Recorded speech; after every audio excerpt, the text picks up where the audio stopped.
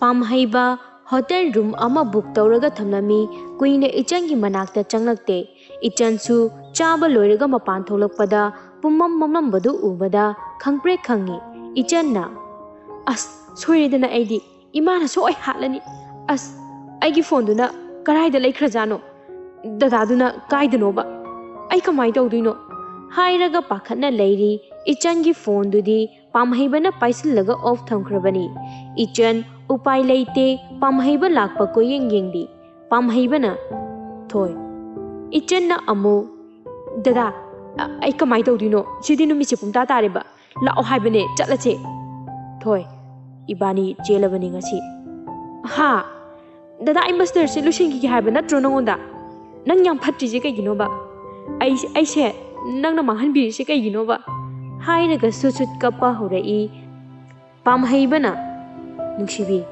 ददागी नाक्ता लेरगा अदुम तमो ददा नंगबु कैदोंदो वाहलोय ददा नंगबु लुना तौदुइनी लाओ चंगलसे मी मांगदे याम फजदेबा इचनसु होय माई हाइदे तुमिन्ना मपीदु तैथोक अगा चंगमिनरई पामहैबना मागी फ्रेंड कॉल तौरमी प्रियो सुभाषदा प्रियो सुभाष आई नुपी चेले प्रियोना सेस नुपासे हदक्ति मथौ तौइको काइदनो अखोय लाक्तसु याद्रो सुभाषना अमु प्रियो नंग सुबा मीगी चांस खर पियु गइनो नुपी चेमदा नंग यावगे हाइरो हाइरगा पामहैबदा अमु ओनसिलई नैरो गुड नाइट हयेंग अयुलागे को हाइरगा कॉल अदु थमखरे सोमदनी इचनगी ममा थबाना मखोंगा सांगने तिंथोअगा कपी इचनगी मपा गोपालना हाय ममा अमता ngaय खोने नंगबो नचादो मागी खंगनजबा नुपादगा चेंगी खोदखिबा ओइबा जाला अमता खलुने नंगबो कप्पगी मतम नतेने थबाना थानिंदा अमु ओनसिलई इबुंगो रिमादो अमुता कॉल तो मोय ngасai परीक्षा लोइरगा काय चटकेना हंगो अमता थानिन्ना होइमा हाइरगा कॉल तौरमी रिमादा रिमासु फोन अदुम पाइखतलागा असेंगबा अदुम हाइरई थानिन्ना फोन थम्मगा इमा अखोय इचंदो वबगाइदगी पामहैबा कौबा अमगा खंगनै हाइ ngसाइसु मा लाए हाइ अदो इमा अखोय इचंदो सोइ चेलमनी नाकल अमरोमदना लोकताक की इंगलब फजरबा लोकताक मयागी होटल मनुंगदुदा इचन तुमिन्ना सुसुत कपगा फमी पामहैबना अस थोय कोकोनोबा ददा याम नुंगाइतेबा नुसिबी हाइरगा तपना कोनसिली इचनना ददा से थादो ऐ हैनदेबा पामहैना हैमा ददाना नुखिदना तौबने से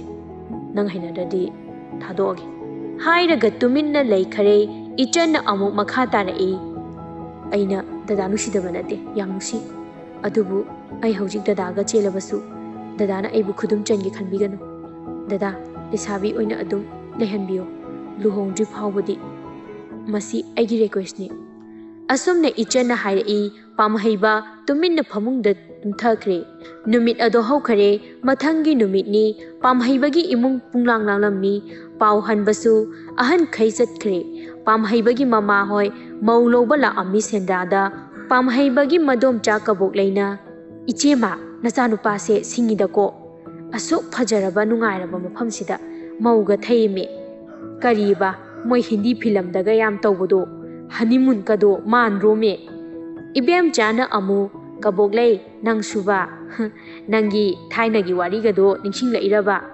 मेमना यारे नबानी वाथीदो अमता ngaइकोको मौना लेबा कादो यौदोरे इचंदी फमुंग मयाइदुदा फमगा लेरमी मेमना मचाबु कोरई पामहैबना इमा ऐ सिदा लेरे चंगो हाइरगा ममाबु कौसली इचन ममाबु उबदा मनाक्ता चंगलागा मखोंग सोक्तुना खुरुमजे मेमा अमसुंग पामहैबगी मदोमचा अनि इचनबु उबदा मया कारगा येंगलगा ले मदोमचा कबोक लेना इस इमौदी मसक ओंथोकना फजख्रेदा इबेम चाना अमु इचेमा नमौसे मसक ओंथोकना फजख्रेदा नचानुपासे मौ खनबा याम हैको इचनबु मयुमदा पुबिरे लेकाइगी मौ लेसाबी अंगांग मयाम मौ येंगबगी ngainarami ichanbu ubada makhoi gi lekai gi nupi khaidu maya ka khai yengne Somdane ichangi mayumda pau hanbagi ahan kai yoksinarami. Ichangi mapa hoisu nupa mayumgi mi lakpadu harau harau koksilami Gopalna. Somda lengsingbiru somda lengsingbiru. Mafam chana chana phamhanduna wari watai shaba haurai pamhaibagi mapa Rajena. Somgi ichanupido aigi ichanupana puduna lai. Sum tawdana pau ama handokchaba lakchabani. Angang anigi apambaje thunghanbirasibu kari akaiba. Gopal hoigi ahal amana amu angang nabu masana yana chachaba oiradi kaisu kaide. Songi ichado chahi kyamu subirage kai hona birige. Rajena amu aigi ichache nupi angang thiyu yadana lerakpane. Chahi se nifu mapong phari ini. Thabakti sarkar gi thabak makti tahawjadre. Special contractor ni. Wahai adu tabada thaba imung da wan thakre thaba gi manaw nupi Radhena kainu tawrisibu iche se phajana amta phamuse. Thabana Radhe nache se thamoi se kaireda adu gyamna hanubaduda kainu mana khalisibo mapagi maronduda hairaga kappi Radhena marai bak tam tawrini kana khangbono ahanda leibane hena nungaibrasu iche na pangkap ta kapi. Radhena amuk hairei Soni ahan khaisa piruso machanupi Soni na mayamdu cha puthoktu na piri ahal amana aikhoigi wadi masa yanaraga chenbani hainingai kaisu leiteda. Horen angangdo numita dringaida hek thinbiro. Nupa mayumgi ahal amana hoi adubu angang machin hangba lakpigadra amuktangdi lakpibana phagadra angangi machindu hek khangnaba. Nupi mayumgi ahan amana aikhoidi lakjararoi horen nganna hekta thinbiro. Asum tawdana pau hanba lakpa nupa mayumgi mi khaisu hanakhre. Somdana ichan mihunga sudre mayumdagi kai hairakpa chano khanbada pamhaibana thoi kedorage nangbu nasadu nungaitabro. Dada mamana aibu saurungadra ayam pakhale. Ichan pamhaibaga wari sanaringaida mapa hoi halae hairei mema kada changlaktuna pamhaibada mamana onsinduna amuk hairei. Pamhai nadomcha ibechaga kaitheda pochaido laururo imause numita ringaida thindoini ko. Pamhaibasu hoi hairaga kaithen chatkhare numidang wairamni chak chaba toknaduna ichandi kanna loisili. Pamhaiba magi famungduda phammaga yengli. Ichanna dada mapanda leiru choba ikaijeye ai adum sanglaga layana mina noknanaba sinnineba. Tanja aduda moi hingo nungi leisabi ani ahumsu loisinba loiraga changlei. Leisabi amana as dapamhiba inamasi mangloye adum sanglaga leido hairaga noksinli. Pamhaiba ikaidana mapanda thokre. Ichanda leitengli angangba machugi golden color na moirang fijan hakpa rani fi golden color gi blouse angangba machugi mapa naiba onthok na fajakhre. Chatpagi matam yaure e haiduna ichan makhoi gi lining thoksana mahi leimaren ima ani bu khurum jaraga mama mapa bu khurum laba matungda aroiba oina mahaki mapuroiba oigadoriba pamhaiba bu makhong soktuna khurumjai. Ichanna dada ai chalukhige ko. Pamhaiba mapi ira cheli mapukning nushiraba male. Dadagi thoi nang yam thuna dadagi nakta lauko. Dada nang buloba yam thuna laktoine. Pamhaiba na lising ani chappi manga ichanda pi awat apalai nabagi damakta. Ichanna dada kaigi pesano ai lauroi ko. Nakaldagi nupi amana ibema tahoide loksaluko chanabini. Asumna hairei ichansu paisa adu loksinlaga thoklai. Ichansu chatkhare pamhaibasu mayumda lehore. Ngaihaki matungda ichansu mayum yauree ahan khaisu mangoda phamhore. Ichangi mamanabi Rima Pinky makhoi lekai gi mamanabi Kabita loina lerami. Ichangi kada Rimana says mau anobikado oidoriko mi machade. Pinky na amu imai pema aingondagi nangni hekta halagi khalibra baha ichan. Kabitana karan amu phurai nawane na hanuwa manbaduda as yam nungaite ibema nangi khanbibada ado ichan Kay tawrake ba lon hairo Ichanna as noise yam tukachai ko yam hainade ba Kabitana is yam lemjabaga sari khangjari bema mona sengaw lakpi hairaga makhoi pulap noi nupa mayumgi mi kaisu loina hanakre Rima Pinky hoi mayum halage hairaga tholai Thaninna pulap thinbirei Pinky mayumda thinbirami aduga Rima bu amuk mayumda thinba lai Thaninna Rima ai nangonda kaino ma haidau leiko Rimana amu da Thanin kai haige haino hairo hoje yumsu yaudore ba Thaninna kona hairage yumsu yaure changno paja changko Thaninsu Rima bu thamamdu na mayumda hankare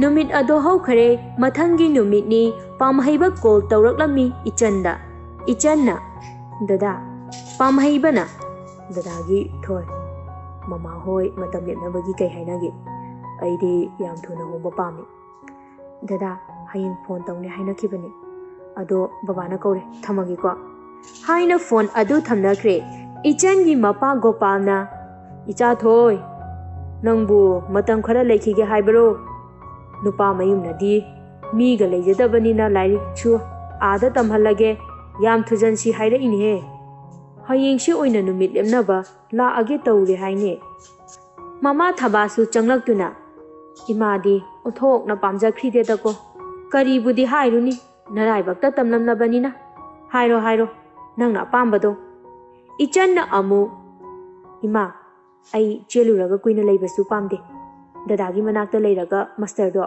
losilage ai thabaki exam di thagi khali asumna mama pa da hairei mathangi numit ni nupa mayumgi ahan khara laktuna wa lepnaba loikhare nongmagi matam di haukhibana Ichangi luhongba numit mangani da ngaisilakle somdana pamhaibasu ka kanna losili Priyona pamai hayeng natuga do laga aikoi ga jamuk kaukidoraba as noisidi wathi to anuko aikoi thoina enjang hawba thongalaga enjang mahawga yengandorine ado ka se karamba color na phajani khara noktho anjiko ai hanujarasu amadidi angangneba Subhasna amu as aikodi mit hakak thokpaga nupi thirabanina ichadi lesabi pakang khara ledi pharani tanja aduda Priyogi koda phone ama laami itaima Thambal calling Hello Thambalna nang ngasidi kwa chabaga amta lakte ne